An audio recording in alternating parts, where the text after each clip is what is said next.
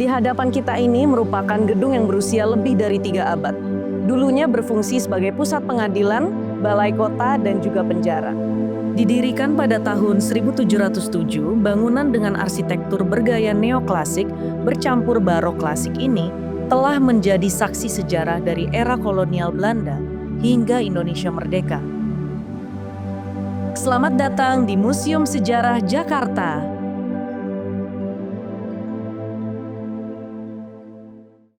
Halo teman-teman seniman muda berkarya, hari ini aku akan berkeliling di Museum Sejarah Jakarta dan akan ditemani oleh Mas Bendi sebagai edukator di museum ini. Perkenalkan, nama saya Bendi.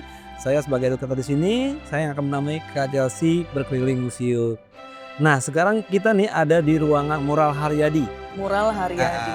Jadi ini ada seorang pelukis yang melukis di atas dinding. Ini mengisahkan tentang kehidupan Batavia tahun 1880 sampai dengan tahun 1920. Di sini ada tentang Ristoffel. Ristoffel itu adalah penyajian makan percampuran antara Belanda dan pribumi. Jadi ini penyajiannya. Luar biasa ya, kita bisa melihat perpaduannya dari kulturnya, dari makanannya. Nah, ini saya dengar-dengar memang oleh senimannya sendiri, jadi sengaja tidak diselesaikan muralnya. Iya, jadi gini Kak Chelsea. Memang lukisan ini dibuat tahun 1975. Kenapa nggak diselesaikan? Ternyata Batavia dulu kan banyak kanal ya. Dan 1 kilo dari sini adalah Pelabuhan Sunda Kelapa. Ya, di mana kelembaban itu sangat tinggi. Jadi antara cat dan air itu tidak bisa menyatu. Jadi warnanya itu tidak bagus. Maka sang seniman menstop lukisan ini. Memang tahun 2010 kita pernah menyeminarkan tentang lukisan ini dengan beserta keluarga Bapak Haryadi. Apakah diselesaikan atau tidak gitu loh. Tapi jawabannya adalah tidak. Kenapa? Karena ada 3 hal. Pertama adalah nilai historisnya akan hilang. Betul. Kedua tadi kelembapannya. Yang ketiga adalah setiap seniman itu memiliki goresan yang berbeda. Jadi memang sengaja tidak diselesaikan. Betul, dan memang betul. di sini aku bisa melihat perpaduan warnanya itu sangat-sangat luar biasa ya Pak. Betul dia sih. Jadi saya juga ingin bertanya, ini kan sudah puluhan tahun nih. Ya. Bagaimana caranya menjaganya Pak? Ya. Karena ini masih sangat luar biasa, masih bagus Kak. Betul. Kalau menjaganya, kalau sehari-hari sih kita hanya membersihkan saja. Tapi apabila ada kerusakan sangat berat, kita mengadakan kerjasama dengan Balai Konservasi. Nah, dialah yang bertanggung jawab untuk hal-hal apabila ada koleksi ataupun lukisan yang rusak.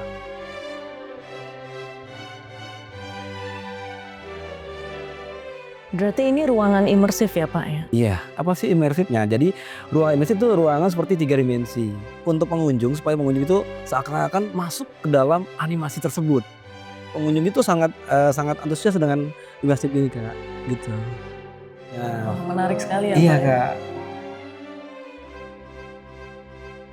Nah, kita kembali nih Kak ya, menuju penjara wanita. Jadi penjara wanita hanya satu nih. Hanya satu. Ya, berbeda dengan penjara laki-laki.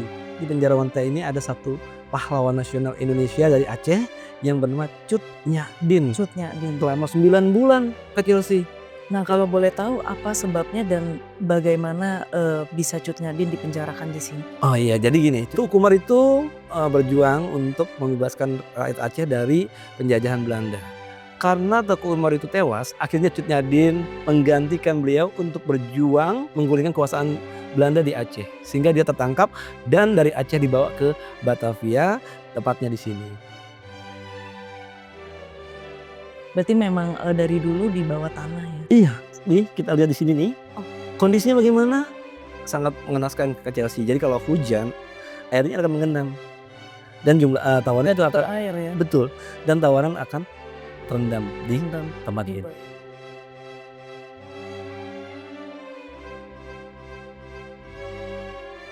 Nah, ternyata selain Cut Nyak-Din juga ada Pangeran Diponegoro yang pernah mendekam di Batavia ini Kak. Nah, ini ruangannya nih Kak.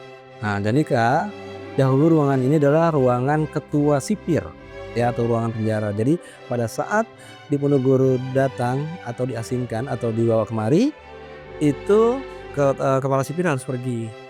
Nah, jadi ditempati untuk Pangeran Diponegoro. Nah, ini nih Kak, tempat tidurnya ya Pangeran Diponegoro. Kemudian ada meja kerjanya Kak. Meja kerja ini dulu beliau itu menuliskan 2 surat untuk adik keterampilannya, tetapi surat itu tidak pernah sampai. Nah, di sisi lain meja kerja, 2 payung kerajaan ya, yang mana untuk yang golden atau emas itu untuk perlambang laki-laki, sedangkan putih dan emas itu merupakan lambang simbol wanita. Kalau boleh tahu, waktu itu mengapa Pangeran Diponegoro diasingkan? Iya, jadi Pangeran Diponegoro tidak setuju dengan perlakuan Belanda terhadap keraton, karena dulu Belanda ingin membuat sebuah jalan. Tetapi jalan tersebut mengenai makam dari leluhur Pangeran Diponegoro. Makam-makam itu sangat dihormati, ya kan? Pas saat dijadikan dipatok untuk tengah jalan, otomatis Pangeran Diponegoro berontak. Nah, yang mengakibatkan terjadilah perlawanan Pangeran Diponegoro terhadap Belanda. Jadi pada saat itu Pangeran Diponegoro sangat sulit untuk ditaklukkan atau ditangkap. Akhirnya Belanda mempunyai siasat untuk mengajak berunding Pangeran Diponegoro. Namun bukan perundingan yang didapatkan, melainkan penangkapan. Nah, dari penangkapan itulah Pangeran Diponegoro dibawa dari Magelang ke Batavia tahun 1830. Tepatnya di tempat ini, Kak. Berarti Pak, ini adalah peta perjalanan dalam pengasingan. Ya, betul. Jadi saat Pangeran Diponegoro ditangkap dari Magelang, dibawa ke Batavia. Nah, dari Batavia baru ke Manado, sebentar kemudian baru ke Makassar. Lalu ke Makassar. Ya, sampai dia meninggal tahun 1855 di Makassar. Makanya saya baca bahwa pengasingannya juga ada di Fort Rotterdam. Betul, rasa ya di sana. Kenapa Pangeran Diponegoro diasingkan? Karena apabila Pangeran Diponegoro tetap berada di Batavia, otomatis pengikut Pangeran Diponegoro di daerah Jawa takutnya memberontak ke Batavia. Iya. Makanya diasingkan ke Makassar. Berarti berpindah dan Iya. pindah terus. Betul, untuk menghindari itu. Kita sekarang menuju penjara laki-laki. Nah, jadi semua ruangan itu sama bentuknya. Nah, untuk jumlah tawanan tidak seperti wanita. Di sini justru hanya kurang lebih 30 sampai 50 orang. 30 sampai 50 Betul. orang satu Satu ruang. ruangan. Dan kaki mereka dirantai, dipasung dengan bola-bola besi supaya mereka tidak bisa melarikan diri. Karena itu 83% mereka sebelum putusan pengadilan di lantai 2 mereka sudah meninggal di dalam. Karena penyakit, Kak. Bayangkan 50 orang, Kak. Nggak usah kemana-mana. Yang saling tertular. Dan mereka aktivitasnya sini. Aktivitasnya makan, minum, buang air besar, buang air kecil. Semuanya. Betul, Kak. Sangat mengenaskan ya. Iya. Nah, baik, sekarang kita menuju lantai 2 nih, Kak. Yang dulu digunakan sebagai kantor balai kota dan pengadilannya ya. Tapi sebelumnya kita ke ruang balkon nih, Kak. Ke balkon dulu ya. Iya, ke balkon nih, Kak. Coba deh, Kak, bayangkan, Kak. Dulu pada masa Batavia, lurus itu Sunda Kelapa, Kak. Nah, sekarang menjadi Kota Tua Jakarta. Jadi dari sini indah ya, Kak ya. Indah sekali. Tapi di balik keindahan itu ada hal-hal yang sangat mengerikan, Kak. Dan menyedihkan juga. Dan menyedihkan, yaitu hukuman mati terutama. Jadi hukuman mati itu dilakukan di halaman bawah. Hukuman dulu selalu dipertontonkan untuk masyarakat Batavia, Kak. Mengundangnya dengan cara lonceng. Jadi kalau Kakak lihat gedung ini ada sebuah kubah di luar itu, di atasnya itu dalamnya ada lonceng besar. Dulu masyarakat Batavia menyebutnya lonceng kematian. Lonceng kematian. Betul. Banyak cerita di Batavia ini, Kak ya. Ada Peter Kortenhoff, ya dia dipenggal kepalanya. Kemudian Chun Bunceng, dia dihukum gantung juga. Jadi banyak sih hal-hal yang menyedihkan di sini, kayak gitu. Berarti pada saat itu kebijakan eksekusinya itu bagaimana, Pak? Karena masyarakat pasti kan tertekan dan sangat sedih melihat mungkin anggota keluarga, teman-temannya yang juga sempat dieksekusi. Ya, jadi kebijakan itu mau tidak mau diterima oleh masyarakat Batavia karena kan itu juga sebuah tontonan psikologis ya. Iya, betul. Apabila melawan, ini loh yang terjadi, seperti itu, Kak. Tadi kan sudah hukuman ya, Kak. Nah, sekarang kita akan memperlihatkan ada 3 buah lukisan nih, Kak. Wah, luar biasa. Jadi lukisan ini dibuat abad 18 oleh seorang pelukis namanya J.J. Denich. Aku pernah lihat lukisan ini sebelumnya. Iya. Kalau tidak salah ini tentang Raja Salomo. Iya, Dan, benar, Kak. Mengenai kisah yang 2 perempuan merebutkan 1 bayi. Betul sekali, Kak Chelsea. Nah, selanjutnya ada kisah Raja Lokri, Kak. Di mana sang raja membuat undang-undang. Apabila berzinah, akan dicungkil kedua matanya, Kak. Tapi yang terjadi, Kak, ternyata anaknya sendiri yang berbuat zina. Apakah sang raja membela? Tidak Kak, justru sang raja bertanggung jawab dengan undang-undang yang dibuat ya, dan bertanggung jawab dengan anak yang berbuat. Nah yang sebelahnya Kak ada namanya Kambises Kak. Di sini ada cerita apabila seorang hakim, hakim Kak, menerima uang suap atau sogokan, dia akan dikuliti Kak. Dan kulitnya akan dijadikan alas dari kursi hakim. Bayangkan Kak. Dan terjadi, Kakak lihat ada orang duduk bertiga? Iya. Di belakangnya sudah ada yang di Kulit. Apa sih pesan ini? Supaya si anak tidak mengikuti jejak dari Ayahnya. ayahnya. Karena memang dulu sebelum adanya undang-undang tertulis, dulu pasti menggunakan hukum-hukum agama Kak. Dan ini sebagai acuan Kak, atau pedoman bahwa gedung ini dulu juga digunakan sebagai kantor balai kota dan pengadilan. Jadi ruangan ini dulu selain sebagai ruang sidang juga dijadikan ruang catatan sipil, kemudian ruang yayasan yatim piatu, bahkan juga ada yang mengatakan bahwa ruangan atau balai kota ini dulu digunakan sebagai tempat ibadah. Begitu. Nah, di sini nih Kak Chelsea nih, mejanya nih untuk memutuskan hukuman mati. Dan untuk perabotannya sendiri masih sama seperti dulu, tidak? Masih sama, tidak berubah Kak Chelsea, ini yang masih original. Original. Betul. Nah, selain meja pengadilan juga ada 3 lemari arsip. Di sampingnya ada patung Dewi Keadilan, Dewi Kebenaran. Nah, ini sebagai simbol setiap keputusan harus berdasarkan 2 ini, adil dan benar. Ternyata gedung ini sebenarnya aslinya adalah dibangun pada tanggal 25 Januari tahun 1707. Yang kemudian gedung ini diselesaikan pada tanggal 10 Juli tahun 1710 pada masa pemerintahan Gubernur Jenderal yang bernama Abraham van Riebeeck. Seiring berjalannya waktu, gedung ini tahun 1925 pernah juga digunakan sebagai kantor residen Jawa Barat. Tahun 1952 pernah dijadikan sebagai markas Kodim 0503 Jakarta Barat. Nah, dari Kodim tadi diserahkan ke Pemprov DKI dan dijadikan sebuah museum Sampai hari ini. hari ini. Di sini kita ada lagi Kak tentang bangkrutnya VOC dan kemunduran Batavia.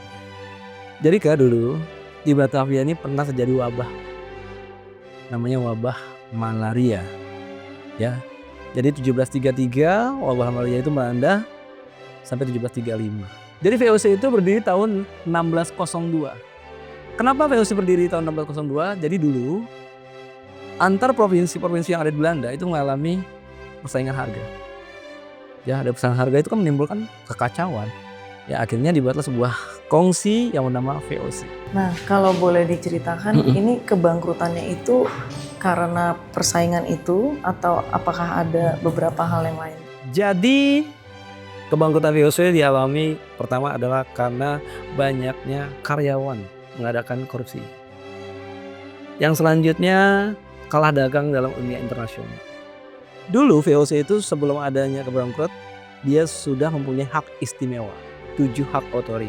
Salah satunya VOC bisa membuat mata uang sendiri. VOC boleh mengadakan perjanjian dengan raja setempat, boleh mengadakan perang. Setelah bangkrut, tadinya spesial kayak, barulah kerajaan Belanda mengambil alih. Akhirnya gantilah masa pemerintahannya, bukan jadi Gubernur Jenderal VOC, namun Gubernur Jenderal Hindia Belanda. Hindia Belanda. Seperti itu Kak. Ini Kak ruangan Om London. Om London. Iya. Ternyata Om London adalah wilayah di luar tembok kota Batavia Kak. Dan dulu Batavia dilingkari dengan benteng kota. Oh, benteng kota. Iya. Jadi di luar area itu namanya Om London. Kalau secara luasnya sekarang adalah Depok, Tangerang, Bekasi. Nah Kakak lihat deh di sini ada populasi tahun 1669. Populasi. Tuh, cuma 405 Kak. Untuk iya. Eropa. Eropanya. Iya, tapi dominan Kak. Pemimpin suruh ini. Wah. Gitu Kak. Nah, kita ke ruangan Sultan Agung ya. Nah, ini Kak. Ini Kak tahu ya, ini adalah lukisan Bapak S. Sujoyono. betul, Bapak S. Sujoyono. Jadi lukisan ini dilukis selama 1 tahun. Luar biasa. Ya, tahun 1973 sama dengan tahun 1974. Yang aku pernah dengar juga bahwa beliau juga melakukan risetnya hingga ke negeri Belanda. Betul Kak, dia ke Belanda untuk melihat bagaimana pakaian zaman dulu, kemudian senjatanya, begitu Kak. Selain itu juga dia men-sketch, kurang lebih ada 40 sketsa yang dia lakukan sebelum dimasukkan ke dalam kanvas. Nah ini salah satu contoh sketch-sketch. Sangat detail ya Pak. Ya. Ini ceritanya adalah tentang 3 buah bagian Kak. Ada tiga bagian ya Kak. Pertama adalah Raja Mataram, namanya Sultan Agung Hanyokrokusumo. Sebelum ada penyerangan, beliau mengadakan upacara. Nah setelah itu diutuslah salah satu utusan namanya Kiai Rangga atau Ki Ronggo, Adipati Tegal yang datang terlebih dahulu ke kota Batavia menemui Gubernur Jenderal Jan Pieterszoon. Jadi untuk penjajahan damai. Nah ini peristiwa pertempurannya antara Mataram dan VOC. Penyerangan ini dua kali kayak 1628 dan 1629. Namun dua kali penyerangan itu mengalami kegagalan. Begitu Kak. Berarti Pak, bisakah dijelaskan kira-kira ini miniatur tentang apa ya Pak? Ya, jadi ini adalah landscape kota Jayakarta tahun 1619. Ini adalah masa peralihan di mana dulu Gubernur Jenderal Jan Pieterszoon dari Maluku menghancurkan kota Jayakarta tanpa perlawanan berarti, dan akhirnya Jayakarta dapat diambil alih oleh Jan Pieterszoon dan digantilah namanya menjadi Batavia. Ini peta Batavia tahun 1650. Jadi di sini sudah rapi ya Kak, baik infrastrukturnya dan sebagainya. Ternyata tahun 1650 sudah dibuatlah sebuah kastil Batavia. Nah di sini ada tema nih Kak. Apa yang tadi kita bahas Kak. Jadi di sini ada lini masa Jakarta yang putih dan lini masa dunia. Seperti itulah perjalanan hari ini Kak di Museum Sejarah Jakarta. Terima kasih banyak Pak. Sama-sama Kak Hari Chelsea. ini banyak belajar banget tentang Om London dan juga banyak sekali kosakata baru yang kita pelajari juga. Terima kasih sudah menemani saya berkeliling di Museum Sejarah Jakarta. Saya ada pertanyaan, kalau misalnya teman-teman yang menonton di rumah ingin datang ke sini, bagaimana caranya Pak? Ya, jadi kalau ingin datang ke museum ini kita buka dari hari Selasa sampai dengan Minggu. Senin kita tutup ya. Yang kemudian untuk tiketnya bisa didapatkan langsung dengan kartu. Untuk satu kartu itu bisa beberapa orang. Salam seniman muda berkarya. Salam museum, museum di hatiku.